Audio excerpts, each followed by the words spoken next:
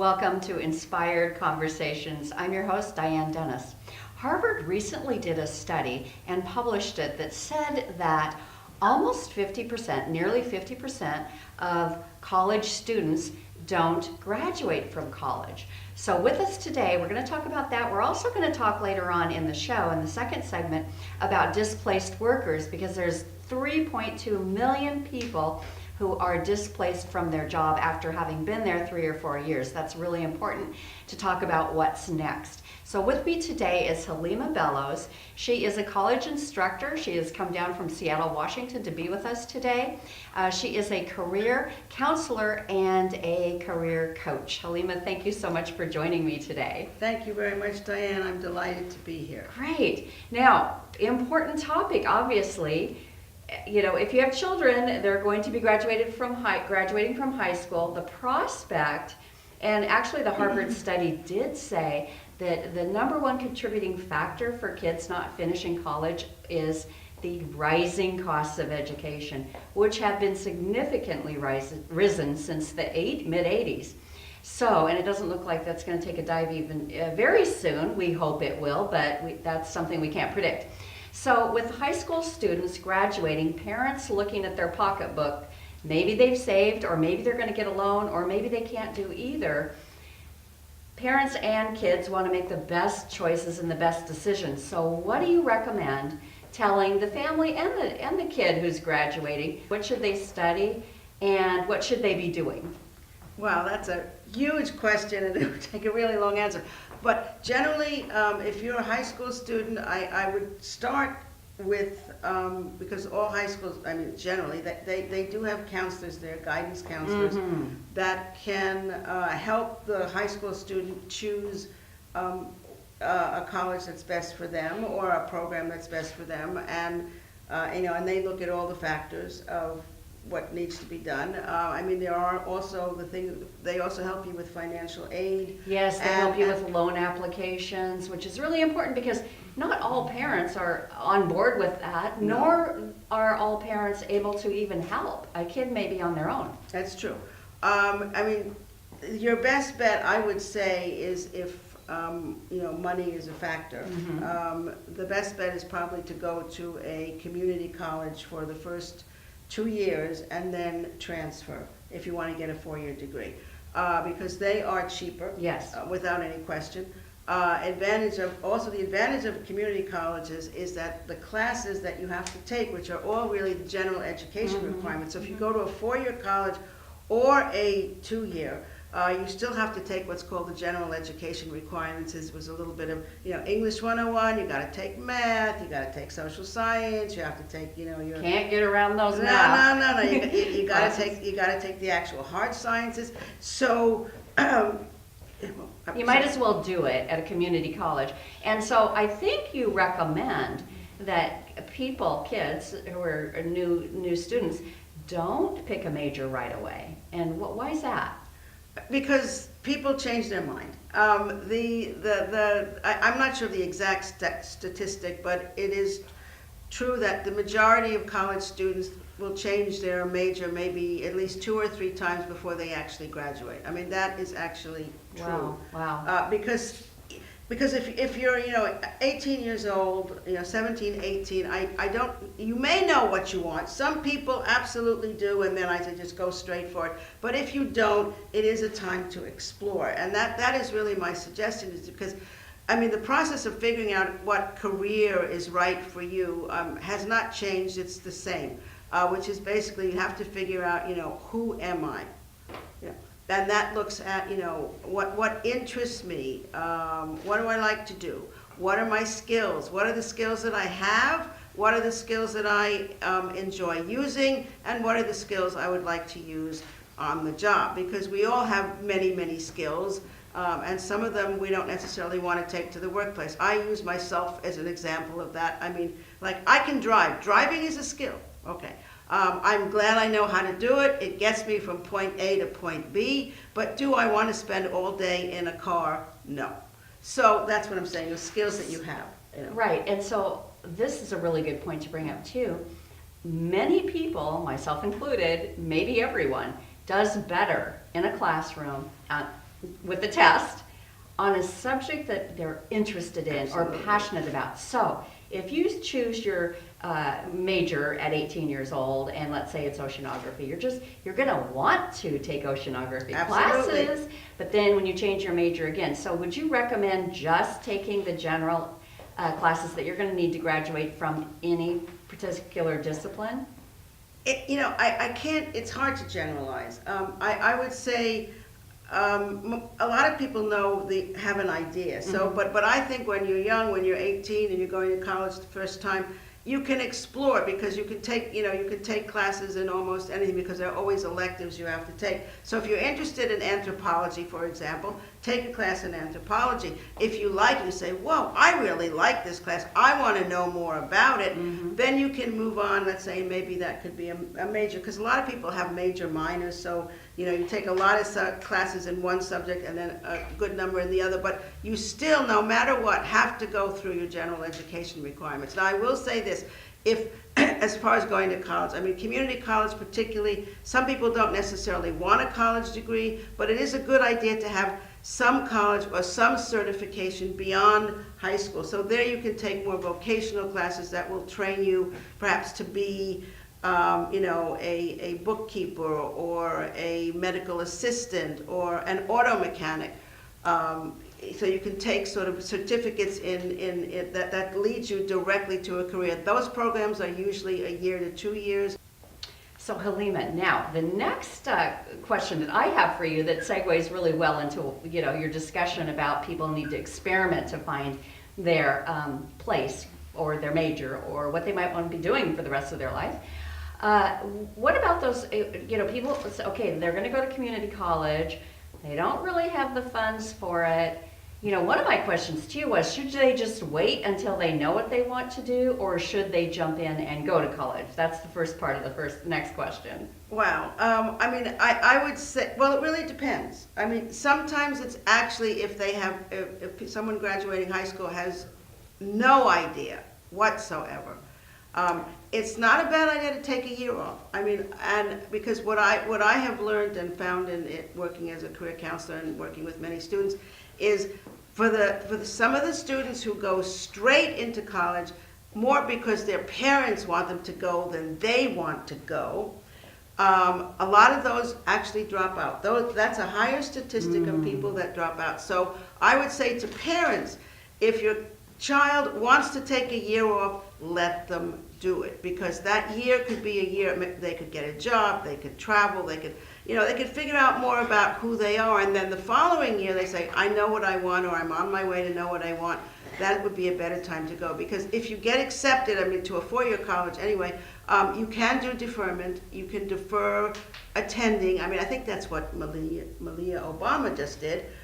She deferred attending because she wanted to do something. She wanted to do an internship or work, and that's a good choice. They call that now a gap year, or taking a gap year. Yes, but yes. I can see on the point, okay, two most important things here. On the point of the parents, they're probably afraid. If my kid takes a year off, they're going to be playing around, and they're never going to find their way back to school. And then the second piece of it is to support what you just said. The kid, if he or she is not motivated and just going because the parents want them to, you have to have a high motivation, because going to college and studying isn't easy, especially if you're working. It's hard work, yes. Basically, school is work when you're a kid. That's what it is. Right. It is your work. And so if you go to college, that's also your work. But many college students, actually do end up working part-time because or full-time actually, they need the money. And that's not a bad thing. You just have to gauge your time, what do I need to spend doing my studies, when are my classes, when can I have a little bit of, downtime, because everybody needs downtime. You can't just study. Because that's You'll not burn out. No, you'll burn out already, and that's not going to be a good thing. Right. So, right. Okay, very good. Okay, so now we have a college student, and you want to talk about your career quest cards? I can talk about those and my book. Well, yes, let's talk about the book, Champion Your Career, Winning in the World of Work. You have won 2 awards I and have, just I'm so recently pleased. received a rave review. So, for folks who want more information than maybe we're giving today or want to study it and go over it, they can go to championyourcareer.com Right. and get a copy of the book there. You also have an app. There is an app for that, folks. There's an app I for... created an app for, which kind of combines the book, which is Champion Your Career, and my cards. And my cards are called Career Quest cards, and they're like career coaching in a box. And it's basically for people who don't really want to read a book, would prefer something, sort of like, tactile that they can hold in their hand. And these cards have many pieces of advice as well as exercises and activities to, again, help you find a career that's right for you. And if you actually go through the cards, and you can do them systematically or you can do them at random, but do keep a journal. At the end of it, you are more likely to find out, who am I, what career is going to match a job that I would like to do. There's also some cards in there that talk about how to find a job, talk about values, talk about what the process is for career development or job search. So they're very, very useful. And as I say, if you like to hold things in your hand, that's a good choice instead of the book. But the book is much more, I would say, comprehensive. There's chapters in there for college students, workers returning to work, and there's even a chapter in there called Retire with Fire, for people who are nearing retirement or in retirement, how to make the best of it. How to make the best of it, absolutely. Okay, so you talk a lot about matching your values or the place you want to work or the career field that you're going into, matching your values, your passions, your definition of integrity. Is this kind of an industry I would be going into? Would that fit? Because if that's gonna, an environment is gonna rub against your spirit, your soul, or what you're made of, it's not gonna work out. And that's what these cards do. So can you give us an example of like a card of what a question that would ask? I think there's a card there on values. But, I could talk about, values. I'm really big on values. I have found in my work that when people come to me, why they're unhappy in a career, like more often than not, it's because their values are not being met. So I encourage people 100% to really figure out, what are their values? And there's various types of values. There's things called core values, and one of the words Diane mentioned is integrity. Things. And people have different definitions of integrity. Like if I say to somebody on the street, "What's integrity mean to you?" I'm going to get, interview 10 people. Correct. I'm going to get 10 different You're answers. absolutely right. So it's all individual. Mm-hmm. But the point is, you really need to have your values match who you are. And I'll give an example. And it's a bit of an exaggeration, but people can see it that way. For example, if you are a pacifist, okay, and you believe in world peace and not doing any harm, for example. And you are working for a company that makes stealth bombers, it's not going to work. There's a disconnect between you and the mission of the company. So sometimes, it may be that you could be, let's say, a graphic artist. Graphic artists are employed by companies, many, many different kinds of companies all over the world. You want to maybe choose what kind of company is going to match my values, match my integrity, that I could work as a graphic artist. So, so there's a disconnect there. The other one that I always like to give is, if you are, for me, one of my major values is variety and flexibility. And as far as variety goes, if you work in a factory and you're on an assembly line, there isn't any. It's pack. Same thing over and over and over again. So that would not be a good match for you. Now, some people really like that. They like the routine, and then that would be a good match for them. And there's another piece to this too. When you're talking about different generations of workers, like there has been a lot of discussion lately about millennials wanting certain things from a corporation that the corporate doesn't necessarily give in perks, usually, because that wasn't what maybe a boomer generation wanted. For instance, millennials, traditionally or generally speaking want to have more free time, not necessarily a title in the office with the view. So, you know, those are things to look for too. Right. Is lifestyle within your workplace. Absolutely. And there are a lot, I mean, particularly in the high-tech industry, there are a lot of jobs now that you can actually do from home. And many companies, particularly, I mean, the computer, it can take you anywhere and everywhere.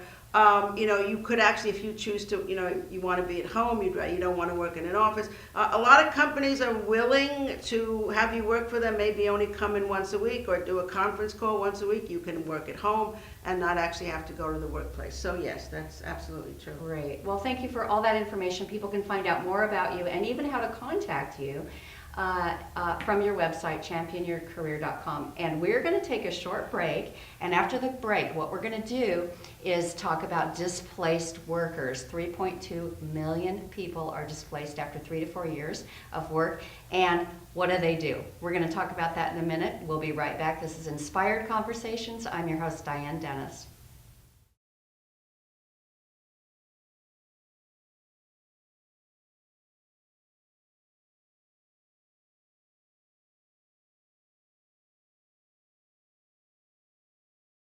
Welcome back to Inspired Conversations. I'm your host, Diane Dennis. Today with me is Halima Bellows. She's the award-winning author of Champion Your Career, Winning in the World of Work. And this segment, we're going to be talking about displaced workers. The U.S. Bureau of Labor and Statistics reported that from 2013 to 2016, there are 3.2 million workers in the United States that have been displaced from their job after they have been there between 3 and 4 years even, which is quite a shock to an adult who already has established their lifestyle and maybe has a mortgage debt and a car debt and saving for their kids for college, and now this happens. And they say that the biggest reason for displacement is either the job has ended, or the company has moved, or the industry. I think we're in this network age we're in now, from the industrial age, this long trail of technology taking over so many jobs. And you know, this has caused, and I found this, and I think you've talked about it too, it's created a lot of anxiety and anger in people because they want their jobs back.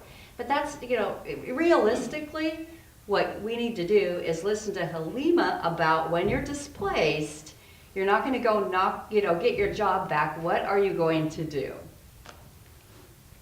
Yeah. I ask you the hard questions because you have all the answers. Yes. Well, thank you.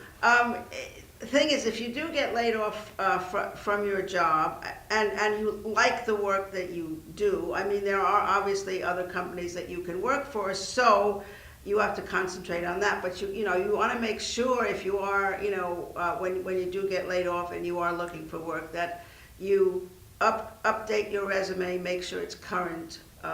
Put in all your skills that you have, particularly the technical skills, because now more and more, everybody today uses a computer. If you're not good at computers, learn at least the basics so that you can say that you know how to do it. I mean, it's really important. So it's not to say you should look for a completely different career, but particularly with manufacturing industry, I mean, many of the jobs have gone overseas. And people need to if they can't actually go back because the industry doesn't exist anymore, exactly. or they only employ a very small amount of people. Right. Then you really need to think about, I have to change careers. What am I going to do? So again, as I think I said earlier, the career development process has not changed.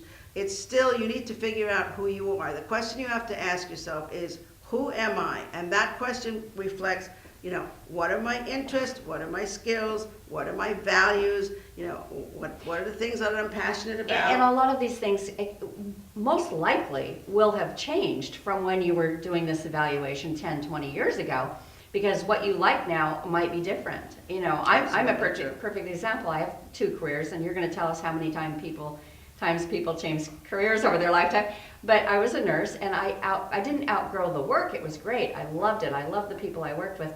But I outgrew the role of caretaking. Right. And I was hungry to learn something different.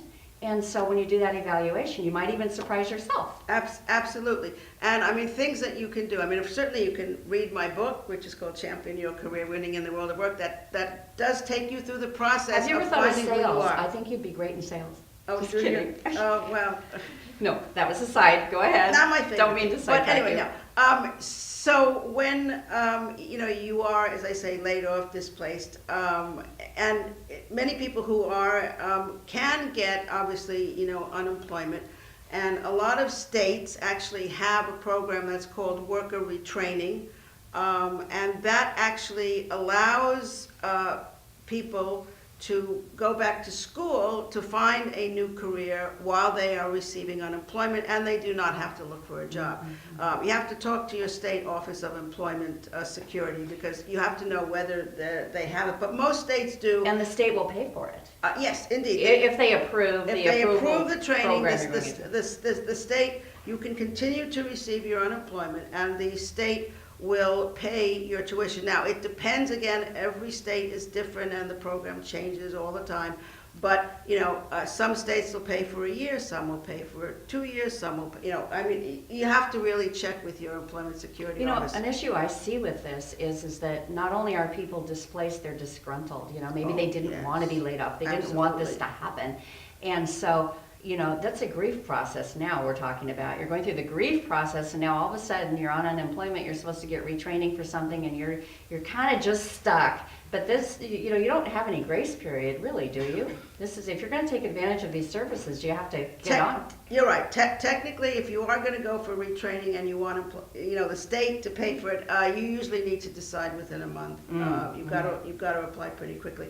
But the program's been going on now for probably, I think, since the 90s. And it's still there. It is here in the state of Oregon, definitely. And Washington as well, which is where I live. So, you can use the resources there. But again, you do want to figure out, who am I? It's so important, because at this stage of the game, let's say you're 40 or you're 45, you're not 18.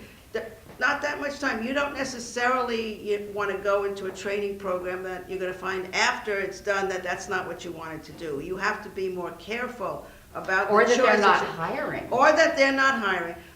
The choice that you make. And generally, actually, for employment security to approve for this training, you do need to find a job where there is a labor market, and you actually have to do the research to prove to them that there are jobs in this field. But that's a good thing. Yes. Oh, I think that's a good thing, absolutely, because if you tell people that, you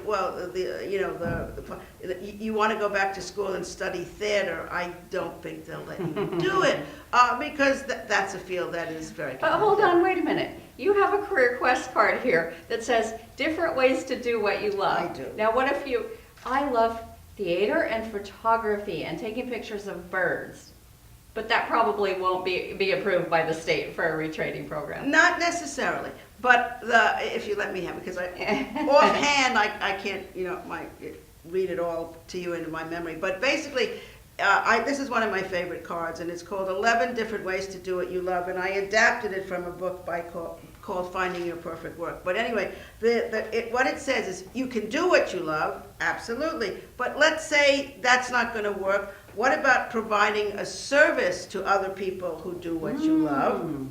What about teaching others what you love?